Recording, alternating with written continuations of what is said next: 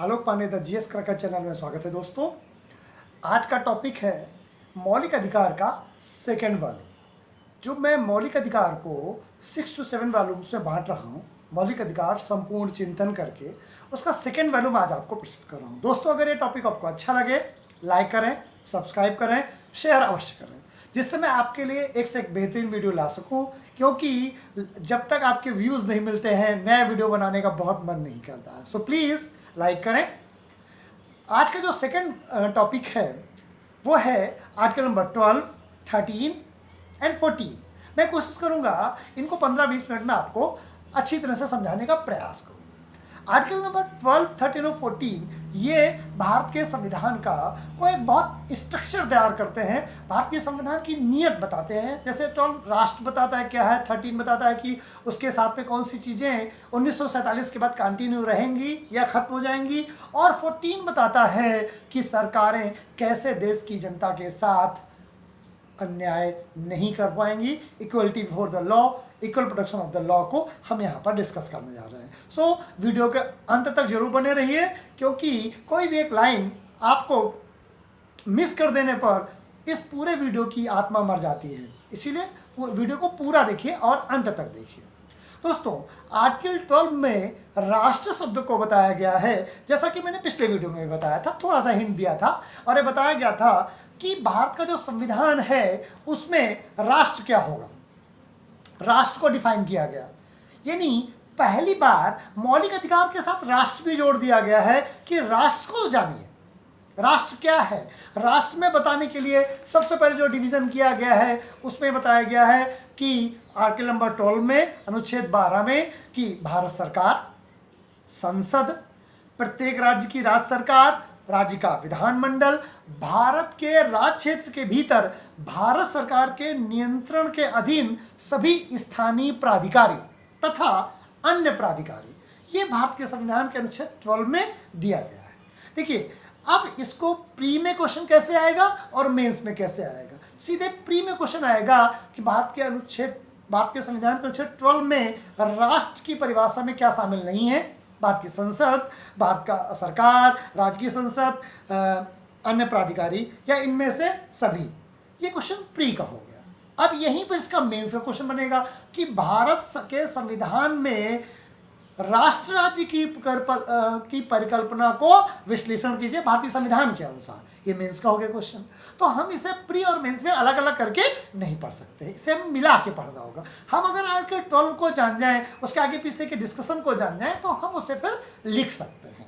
तो आर्टिकल 12 में क्या कह रहा है कि भारत की संसद, भारत की सरकार, राज्य के लेजिस्लेशन, राज्य की सरकार और लोकल बॉडीज तथा अन्य प्राधिकारी मिला करके भारत की सरकार का राष्ट्र का निर्माण करते हैं। अब प्रश्न ये आता है, देखिए इसमें से प्रारंभ की बहुत चीज़ें तो क्लियर हैं, जैसे कि राष्ट्र में राष्ट्र का पार्लियामेंट आएगा, ओके, राष्ट्र की सरकार आएगी, ओके, राज्य का विधानमंडल, जितने भी राज्य उनके विधानमंडल आएंगे, ओके, जितने भी राज्य की सरकारें हैं उसमें राज्य की परिभाषा में आएंगे, इट्स ऑल्सो ओके।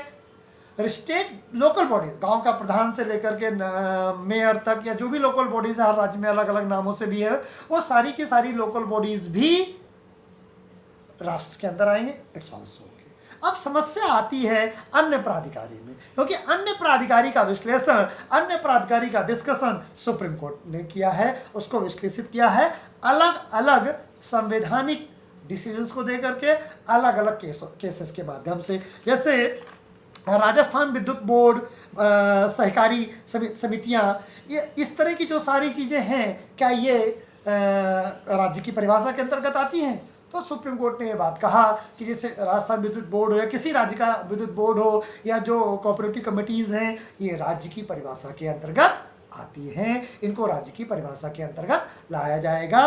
विद्युत बोर्ड राजस्थान वर्सेस मोहनलाल के केस में ये न्यायालय द्वारा निर्धारित कर दिया गया था। इसी तरीके से सभाजित तिवारी वर्सेस भारत सरकार 1975 का केस है, और उसमें यह बताया गया कि कौन सी चीज भारत सरकार में नहीं आएगी। जैसे वैज्ञानिक और औद्योगिक अनुसंधान परिषद जो सीमित रजिस्ट्रीकरण अधिनियम के अधीन रजिस्ट्रीकृत हैं वो राष्ट्र की परिभाषा में नहीं आएंगे। तो 1975 में सभाजी तिवारी वर्सेस भारत सरकार 1975, इसमें यह बता दिया गया कि जो सीमित रजिस्ट्रीकरण के तहत जो भी इंस्टीट्यूशंस हैं वो राष्ट्र राज्य की परिभाषा में, राष्ट्र की परिभाषा में नहीं आएंगे। यानी एक तरफ जो सीमित रजिस्ट्रीकरण की परिभाषा में नहीं आते हैं, अर्थात राजस्थान इलेक्ट्रिक बोर्ड हो या कोऑपरेटिव बॉडी हो, वो तो राष्ट्र राज्य की परिभाषा में आते हैं, लेकिन जो सीमित रजिस्ट्रीकरण की परिभाषा में आते हैं वो राष्ट्र की परिभाषा में नहीं आते। इस तरह का जो डेफिनेशन है, जो वर्णन है, ये एक्सप्लेनेशन है, ये सुप्रीम कोर्ट द्वारा भारत की राष्ट्र की परिभाषा में विश्लेषित करके डिवीजन कर दिया गया है। इसीलिए जो अन्य अथॉरिटी हैं इनको लेकर के सुप्रीम कोर्ट को सामने आना पड़ा। संविधान में इसका स्पष्ट कोई उल्लेख नहीं मिलता है। दोस्तों, अनुच्छेद 12 को फिर से एक समरी में समझने का प्रयास करते हैं। आर्टिकल 12 में बताया गया है कि भारत का राष्ट्र क्या है, भारत की राष्ट्रीय परिकल्पना क्या है, राष्ट्र में क्या आएगा, केंद्र सरकार आएगी, राज्य सरकार आएगी, भारत की पार्लियामेंट आएगी, राज्य का स्टेट लेजिस्लेचर आएगा, लोकल बॉडीज आएगी और अन्य प्राधिकारी आएगी। अन्य प्राधिकारी में कुछ चीज़ें राज्य सरकार, राष्ट्र के राज्य के अंतर्गत आएंगी और कुछ नहीं आएंगी। जो नहीं आएंगी वो है जो रजिस्ट्रीकरण के, सीमित रजिस्ट्रीकरण के माध्यम से जो चीज़ें जोड़ी गई हैं वो 1975 में सुप्रीम कोर्ट ने परिभाषित कर दिया था सभाजी तिवारी वर्सेस भारत सरकार में कि ये राष्ट्र की परिभाषा में नहीं आएंगी। जैसे रमन डी सेट्टी बनाम अंतर्राष्ट्रीय विमानपत्तनम प्राधिकरण के मामले में उच्चतम न्यायालय ने प्राधिकरण को अन्य प्राधिकारियों की श्रेणी में रखा गया था। इस तरह से बहुत सारे और भी केसेस हैं। मैं बहुत ज़्यादा केसेस में नहीं पढ़ना चाहता हूँ, जिससे कि चीज़ें बहुत कॉम्प्लिकेटेड हो जाएंगी। तो अनुच्छेद 12 मतलब मैं दो बार बता चुका हूँ, आप पीछे जा करके देख लेंगे। 12 का क्या मतलब है? राष्ट्र में केंद्र की सरकार, राज्य की सरकार, केंद्र का विधानमंडल, राज्य का विधानमंडल, लोकल बॉडीज और अन्य प्राधिकारी, ये अनुच्छेद 12 को बताते हैं। लेकिन आर्टिकल 12 तभी पूरा होता है, उसके साथ में जब हम 13 को भी ढंग से पढ़ते हैं। आर्टिकल 13 क्या कहता है? आर्टिकल 13 कहता है मूल अधिकारों से असंगत या उनका अल्पीकरण करने वाली विधियां। भारतीय संविधान में कहा गया है कि मूल अधिकारों को जो भी विधियां भारत में परंपराएं, रूढ़ियां चल रही थी, अगर वो रूढ़ियां मूल अधिकारों को छोटा कर देती हैं, कम कर देती हैं, तो वो विधियां शून्य होंगी। फिर समझते हैं कि कह रहे हैं कि भारत के अनुच्छेद 13 में यह बताया गया है कि मूल अधिकार जो भारत के संविधान में दिए गए हैं, जो डेमोक्रेसी का आधार होता है, जो डेमोक्रेसी का एक बेस, बहुत खूबसूरत चरित्र होता है कि वहाँ मौलिक अधिकार होते हैं, लोगों को जीवन जीने के जो न्यूनतम अधिकार प्राप्त होते हैं। मैंने पिछली वीडियोस बताया है वो मौलिक अधिकार हैं, जिसमें समता का अधिकार, स्वतंत्रता का अधिकार, शोषण के विरुद्ध अधिकार, धार्मिक स्वतंत्रताओं के अधिकार, इस तरह के कई सारे अधिकार हमें प्रदान किए जाते हैं। तो कह रहे हैं कि जो स्वतंत्रता का अधिकार है, समानता का अधिकार है, शोषण के विरुद्ध का अधिकार है, अपनी भाषा और संस्कृति बनाए रखने का अधिकार है, धर्म के प्रसार करने का अधिकार है, ये सारे अधिकार मानव के विकास के लिए अत्यधिक आवश्यक है। और ये मूल अधिकार अगर 1947 के पहले या 1950 से जब से संविधान लागू हुआ उसके बाद से अगर भारत में चल रही प्रथाएं इस मौलिक अधिकार के विपरीत है, मौलिक अधिकार की दिशा से उल्टी दिशा में है, तो वो सारी परंपराएं, वो सारी मान्यताएं शून्य हो जाएगी। इसको इस तरह समझते हैं, इस आलोक में समझते हैं कि जब ट्रिपल तलाक का मैटर सुप्रीम कोर्ट गया तो सुप्रीम कोर्ट ने अनुच्छेद 13 को भी जोड़ा था अपने निर्णय में, और उन्होंने कहा था कि आर्टिकल 13 ये कहता है कि अगर कोई भी मौलिक अधिकार, फंडामेंटल राइट किसी भी व्यक्ति का छीनता है, व्यक्ति का मतलब पुरुष है, महिला से नहीं है, भारतीय से है, ठीक है, और मैक्सिमम इंडियन सिटीजन से है, अगर उनके अधिकार छीनते हैं, उनका मौलिक अधिकार कम होता है, तो यह आप मान के चलिए कि वो अधिकार शून्य हो जाएगा। जैसे भारत में हिंदू, जो यहाँ की बहुसंख्यक जनता है, हिंदू जनता है, उसका बाल विवाह का अधिकार, सती प्रथा का की जो प्रचलित मान्यता थी या मान्यता थी, या छुआछूत जैसी परंपराएं चल रही थी, उन सारी चीज़ों को खत्म कर दिया गया। मुसलमानों में जो ट्रिपल तलाक चल रहा था, ये ट्रिपल तलाक भी भारतीय संविधान में मुस्लिम महिलाओं के मौलिक अधिकारों का कहीं ना कहीं हनन करती थी। और बाकायदा सर्वोच्च न्यायालय ने आर्टिकल 13 को कोट किया है अपने निर्णय में। और मुझे बड़ी खुशी हुई, उस समय मैं उस निर्णय को बहुत अच्छी तरह से एनालाइज कर रहा था कि क्या आर्टिकल 13 को न्यायालय द्वारा डिस्कस किया जाएगा। और मुझे बहुत खुशी हुई कि उस शाम तक आते आते जब सुप्रीम कोर्ट का वर्जन आया था तो उसमें आर्टिकल 13 को कोट किया गया। इसीलिए आर्टिकल 13 को इसलिए डाल दिया गया था कि भारत में हजारों तरह की मान्यताएं चल रही हैं, सरकार को पता ही नहीं कौन सी मान्यता चल रही कौन सी नहीं चल रही, क्योंकि यहाँ पर सांस्कृतिक हजारों तरह की कल्चर है। तो उसमें कहा गया कोई भी कल्चर, चाहे हिंदुओं की हो, चाहे मुसलमानों की हो, चाहे सिखों की, चाहे ईसाइयों की हो, वो कल्चर अगर मौलिक अधिकार का हनन करती, क्यों? क्योंकि माना गया कि 1950 के बाद से जब से संविधान लागू हुआ, इस देश में मानव के विकास के लिए सबसे प्रमुख आवश्यकता मौलिक अधिकार है। और अगर मौलिक अधिकार को किसी धर्म विशेष की संस्कृति, वो धर्म किसी का भी हो, हिंदू मुस्लिम सिख ईसाई बौद्ध पारसी कोई भी हो, किसी के भी धार्मिक सांस्कृतिक कल्चर अगर मौलिक अधिकार का उल्लंघन करती है तो उसे शून्य घोषित कर दिया जाएगा। दोस्तों, मैंने आर्टिकल 12 को बताया जिसमें बताया कि राष्ट्र की परिभाषा क्या है। फिर मैंने आर्टिकल 13 को बताया कि 13 में ये कह दिया गया कि जिस दिन से संविधान लागू होगा उस दिन से मौलिक अधिकार के अगेंस्ट में चल रही मान्यताएं, प्रथाएं, कुप्रथाएं या प्रथाएं कुछ भी हो, आपका जस्टिफिकेशन कुछ भी हो, आपकी अपनी धार्मिक मान्यताएं कुछ भी आपको पसंद हो या ना हो, जैसे सती प्रथा हटा, बहुत से हिंदुओं को लगता था कि ये जो है हिंदू धर्म के नष्ट करने के लिए, बाल विवाह हटा, बहुत से हिंदुओं को लगता था, हिंदू कट्टर हिंदुओं की ये जो है हिंदू धर्म को नष्ट करने के लिए है। इसी तरह से जब ट्रिपल तलाक का मैटर आया और ये हटने की बात हुई तो बहुत से मुस्लिम कट्टरपंथियों को लगा कि ये जो ट्रिपल तलाक में जो कानून लाया गया है ये इस्लाम धर्म को कमजोर करने के लिए, ना हिंदू धर्म में आई रूढ़ियों को खत्म करने के लिए जो कानून लाए गए, ना उससे हिंदू धर्म कमजोर हुआ, ना इस्लाम धर्म में आई रूढ़ियों को खत्म करने से इस्लाम धर्म कमजोर होगा। किसी भी धर्म में दो रूप होते हैं, एक उसका चिंतन का रूप होता है, एक उसका सामाजिक रूप होता है। धर्म, किसी भी धर्म का जो चिंतन का रूप होता है उसमें प्रायः कोई कमी नहीं पाई जाती, लेकिन किसी भी धर्म का जो सामाजिक रूप होता है वो समय के अनुकूल बदलाव की मांग करता है, वो चाहे हिंदू धर्म हो, चाहे ईसाई धर्म हो, चाहे इस्लाम धर्म हो।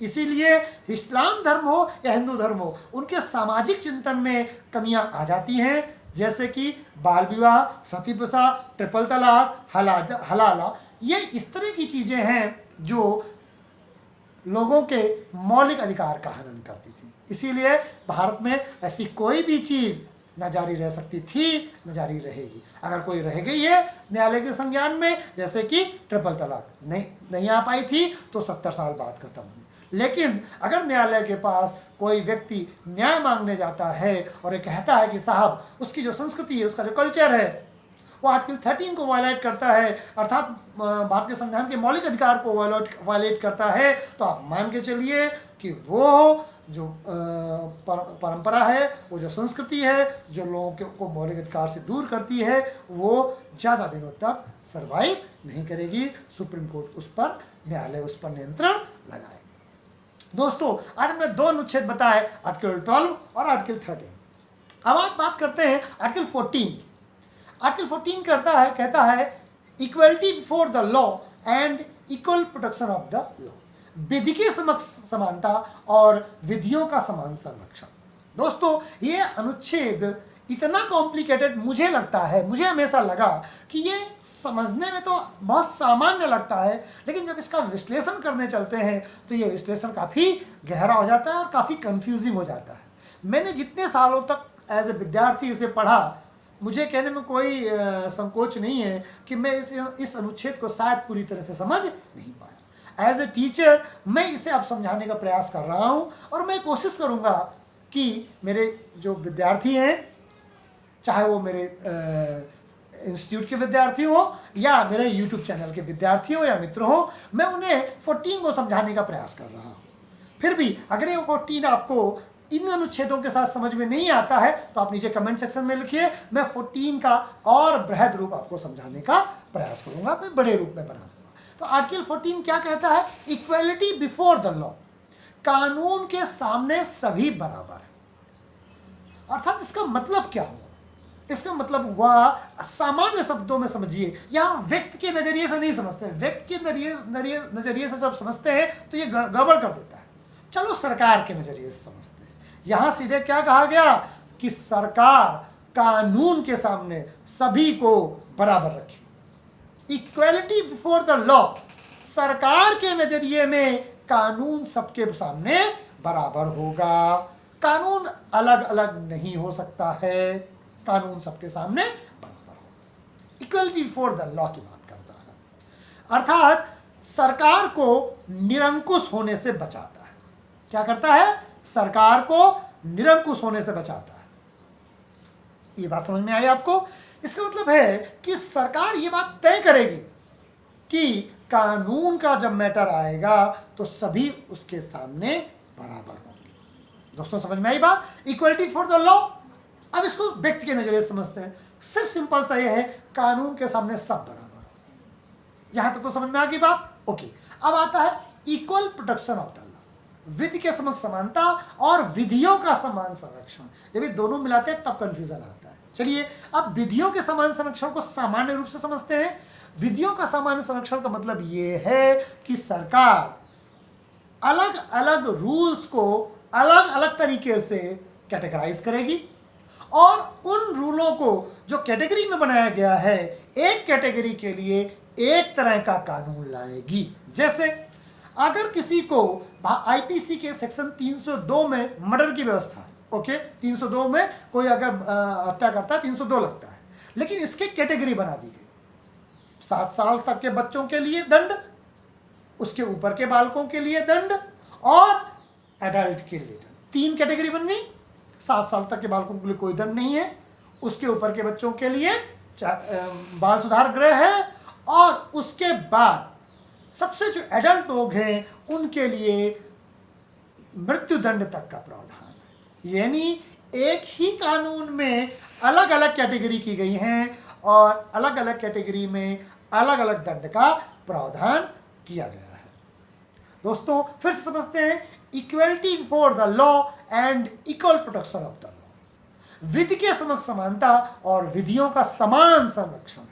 विधि के समक्ष समानता अर्थात सरकार सभी के लिए समान तरीके से कानून बनाएगी, कोई भेदभाव नहीं करेगी। लेकिन क्योंकि इस देश में व्यक्तियों का रूप अलग है, बालक अगर दंड देगी और कोई अपराध करेगा तो उसको सरकार दूसरी तरह का दंड देगी, अगर बच्चा अपराध करेगा उसको दूसरी तरह की व्यवस्था है, और अगर अडल्ट करेगा तो उसको दूसरी तरह का दंड की व्यवस्था है। तो नहीं, विधि के समक्ष तो सभी समान हैं, लेकिन ऐसा तो नहीं हो सकता कि 7 साल के बालक को और 18 साल के बालक व्यक्ति को और 15 साल के व्यक्ति को और 25 साल के व्यक्ति को एक ही दंड दिया जाए। ऐसा तो संभव नहीं है ना। तो इसीलिए लॉ की अलग अलग कैटेगरी बना दी गई और उसी तरीके से लॉ में अलग अलग दंड का प्रावधान किया गया। यानी अगर 7 साल का बालक तक दंड देता है तो अब वो लड़का हो, लड़की हो, पहाड़ों का हो, मैदानों का हो, ओबीसी हो, एससी हो, जनरल हो, हिंदू हो, मुस्लिम हो, सिख हो, इससे कोई लेना देना नहीं। बालक के लिए दंड की व्यवस्था सेम है, लेकिन उसके ऊपर 12 साल, 15 साल, 16 साल तक के बच्चों के लिए उसके लिए दूसरी दंड की व्यवस्था है, और 18 साल के बाद के लिए दूसरे दंड की व्यवस्था है। यानी दंडों की कैटेगरी बना दी गई। दंड सेम है, लेकिन अब ये यहां पर श्रेणी कर दिया गया कि एज के हिसाब से अगर व्यक्ति वयस्क है, बालक है या वयस्क नहीं है, इसके हिसाब से अलग अलग दंड का प्रावधान किया गया है। इसीलिए equality for the law and equal protection of the law की बात की। Equal protection of the law, विधियों का समान संरक्षण का मतलब है, यहां पर सामान्य भाषा में समझें, और अगर आपको लगता है कि इतने से समझ में नहीं आया, कमेंट करके डिमांड करिए, मैं 14 में फिर से 15-20 मिनट का वीडियो आपको बना के देता हूं। सामान्य भाषा में हम समझते हैं कि लॉ के सामने सभी बराबर होंगे, पहली बात। दूसरी बात, उम्र के आधार पर जो है भेदभाव किया जाएगा, कैटेगराइज किया जाएगा। कुछ लोगों को कानून से अलग रखा जाएगा, कुछ पदों को, जैसे भारत के राष्ट्रपति को, भारत के राज्यपाल को। भारत में किसी भी राष्ट्रपति को, किसी भी राज्यपाल को पद में रहते हुए कोई दंड की व्यवस्था नहीं। कैटेगरी बना दी हमने, इन चीजों को कैटेगराइज कर दिया कि इनको हम दंड देंगे ही नहीं। जबकि अभी हम बात कर रहे हैं इक्वलिटी फॉर द लॉ, कानून के सामने सभी बराबर है, तो राष्ट्रपति क्यों छूट जाए, राज्यपाल क्यों छूट जाए? हमने कैटेगरी बनाई दंड की, और हमने कहा राष्ट्रपति और राज्यपाल दंड से बरी हैं, लेकिन ये पोस्ट है बरी। अगर कोई व्यक्ति आपराधिक कार्य करता है तो उसे राज्यपाल और राष्ट्रपति के पद से बाहर निकाला जाएगा, उसे हटाया जाएगा और फिर उन्हें सामान्य व्यक्ति बना करके उनके ऊपर मुकदमा लाया जाएगा और उन्हें दंडित किया जाएगा। इसीलिए दोस्तों, equality before the law and equal protection of the law मुझे हमेशा विद्यार्थी जीवन में जरूरत से ज़्यादा समझ में नहीं आया। केवल उसके शब्द तो हमने रट लिए, उसका भाव समझ में नहीं आया। तो भाव फिर से समझिए कि सरकार के नज़रों में सभी समान है कानून की दृष्टि में, लेकिन जब इसको एग्जीक्यूट करेंगे तो उसी एक दंड को देने के लिए 302 करेगा राष्ट्रपति तो उसे कोई दंड नहीं है, राज्यपाल कोई दंड नहीं है, बालक कोई दंड नहीं है जब 7 साल से कम है, अगर बड़ा है तो उसे बाल सुधार गृह भेजा जाएगा और उस तरह से, और अगर वो एडल्ट है तो उसे दंडित किया जाएगा। एक ही है 302, लेकिन इसकी 4 कैटेगरी बन गई। क्यों? क्योंकि equal protection of the law ये किया ही जाएगा, उसका श्रेणीबद्ध किया जाएगा, लेकिन इसमें किसी को ये नहीं सोचना चाहिए कि इसमें कोई इक्वलिटी ऑफ द लॉ का हनन हो रहा है। ये लॉ को इम्प्लीमेंट करने का तरीका है। एक ही लाठी से भैंस नहीं आंकी जा सकती। कानून में देश, काल, परिस्थिति, उम्र, क्षेत्र, समय, बहुत चीज़ों का, जब हम किसी को मर्डर करते हैं, अगर आत्मरक्षा में करते हैं तो आप पूरा बच जाते हैं। आप अपनी जान बचाने के लिए दूसरे का मर्डर कर देते हैं तो आपको कोई सज़ा नहीं है। और आपको अगर किसी का मर्डर करते हैं, आपकी मेंसरिया क्या रही, आपकी इंटेंशन क्या रही, उसमें बहुत फ़र्क पड़ता है। आपने मर्डर किया, उसके शरीर को टुकड़ों टुकड़ों में काटा तो आपको हीनियस क्राइम में चला जाएगा। उसी मर्डर के लिए 10 साल की सज़ा है, उसी मर्डर के लिए मृत्युदंड की सज़ा है। तो लॉ को बहुत ही सोच समझकर अलग अलग कंडीशन में उसे इम्प्लीमेंट करना होता है। इसीलिए आर्टिकल 14 में विधि के समक्ष समानता और विधियों के समान संरक्षण को बहुत लंबा विश्लेषित किया गया है। मुझे उम्मीद है कि आर्टिकल 12, 13 और 14 आपको समझ में आए होंगे। अगर कोई डाउट है आप नीचे बगैर संकोच के कमेंट करिए, मैं उसका वहीं पर आंसर दूंगा अगर ज़रूरत है। और अगर लगता है कि आपकी कमेंट में इतनी दम है कि मैं उसके लिए, या इतना ताकतवर कमेंट है कि मैं उसके लिए एक वीडियो बनाऊं, तो मैं निश्चित ही एक वीडियो अवश्य बनाऊंगा। दोस्तों, आज मैंने 12, 13 और 14 को समझाने का एक छोटा सा प्रयास किया है। 22-23 मिनट में जितना समझा सकता था। अब आगे नेक्स्ट वीडियो आपको आर्टिकल नंबर 15, 16 और 17 का आएगा। तब तक के लिए जय हिंद।